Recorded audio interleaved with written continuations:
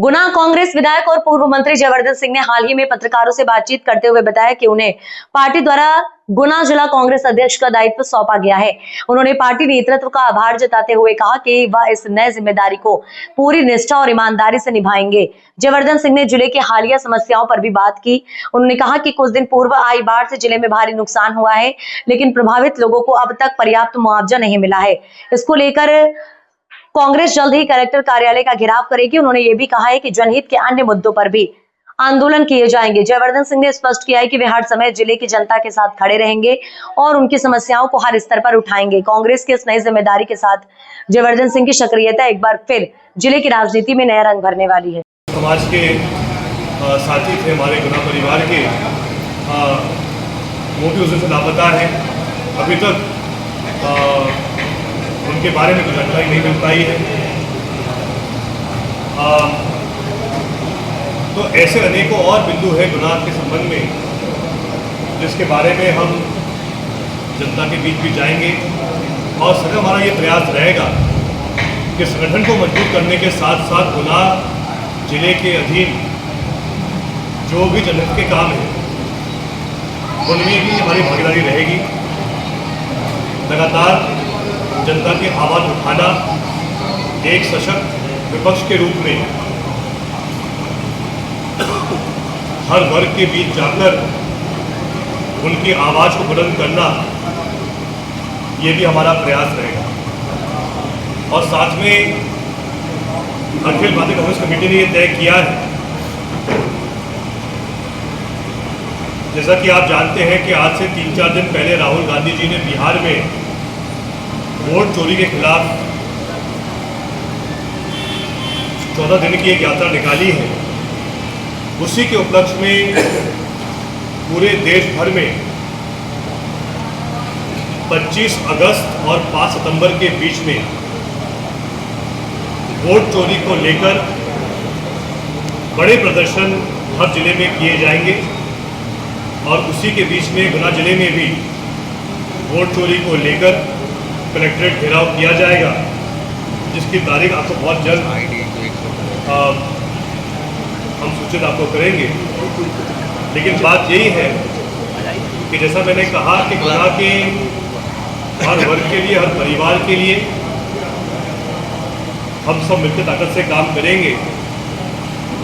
और हमारा लक्ष्य है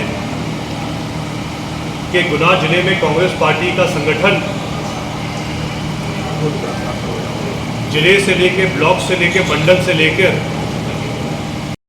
आइडियोलॉजिकल कोई डिफरेंसेस है क्या? जहाँ तक मैं जानता हूँ निमा जी, आप स्वयं बहुत कट्टर विचारक हैं और आपकी बहुत ही हमेशा एक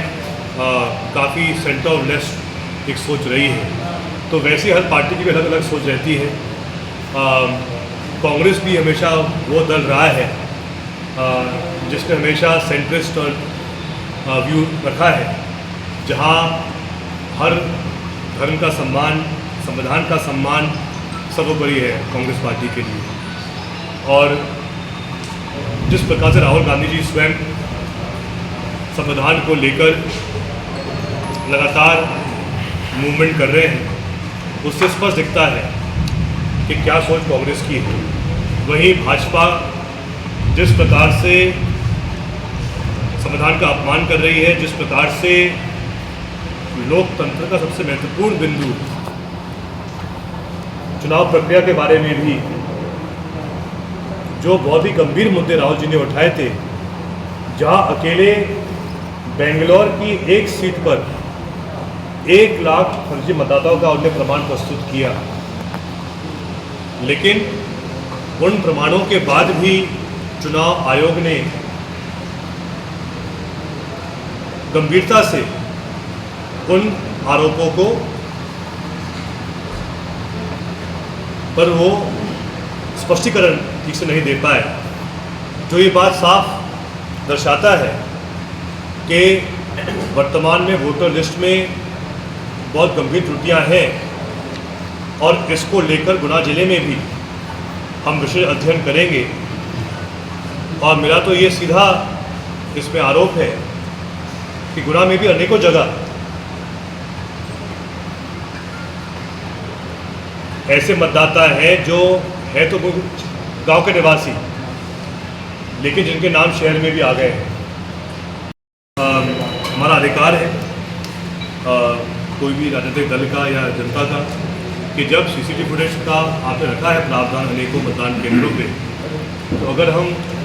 उन मतदान केंद्रों की फुटेज मांग रहे हैं तो आप ऐसा क्यों उपस्थित नहीं कर रहे हमारे पास, जबकि सिर्फ उसमें माता या बहन का उसमें एक कारण बताना वो मतलब बेबुनियाद एक कारण है, ना उसमें कोई गंभीरता है। तो ये बात जनता भी दिख रही है पूरे देश भर में, और लगभग जो बहुत ही हम कहें कि एक प्रकार से जो स्पष्ट और ताकत से चुनाव आयोग के आयुक्त अपना पक्ष नहीं रख पाए, उससे बात और सिद्ध होती है कि कहीं ना कहीं उनके पास ना तो ठोस प्रमाण है और ना उनके पास कोई ऐसा विशेष कोई उत्तर है जिससे वो राहुल जी के जो प्रश्न है उसका वो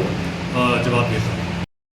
उस समय बात ये थी कि और अन्य जगहों पे भी ये स्थिति क्यों हुई? उस समय बात यही है,